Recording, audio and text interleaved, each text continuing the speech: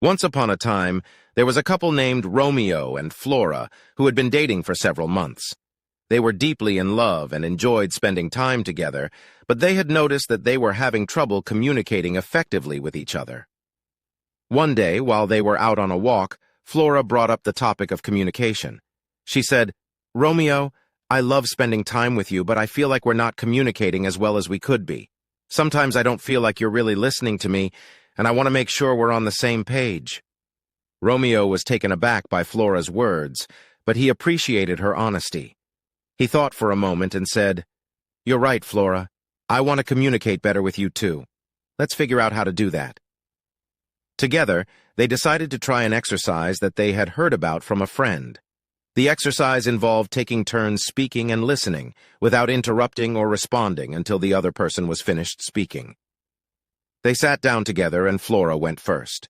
She spoke about how she was feeling, what she needed from their relationship, and what her hopes and dreams were. Romeo listened attentively, without interrupting or responding. When Flora finished speaking, Romeo repeated back what he had heard her say, to make sure he had understood her correctly. Then, it was Romeo's turn to speak.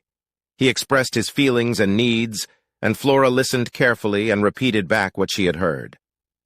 As they continued to practice this exercise, they found that their communication improved dramatically. They were better able to understand each other's perspectives, needs, and feelings, and they felt more connected as a result. They also learned that effective communication involves more than just speaking and listening. It also involves being honest, vulnerable, and open to feedback. They made a commitment to continue practicing their communication skills and to always be willing to work on their relationship together. In the end, Romeo and Flora were grateful for the exercise that had helped them communicate more effectively.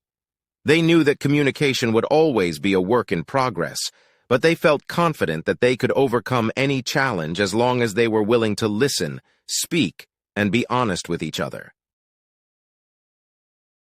The first moral lesson of this story is that effective communication is the foundation of a healthy relationship. By listening attentively, speaking honestly, and being open to feedback, we can build stronger and more meaningful relationships with our loved ones. The second moral lesson of this story is that it takes effort and commitment to maintain healthy communication in a relationship. Just like any other skill, effective communication requires practice and patience. We need to be willing to put in the time and effort to improve our communication skills and to work on our relationships consistently. In the end, Romeo and Flora were grateful for the exercise that had helped them communicate more effectively.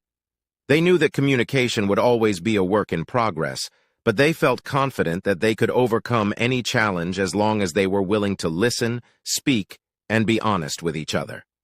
They learned that by communicating effectively, they could deepen their love and connection with each other and create a more harmonious and joyful relationship.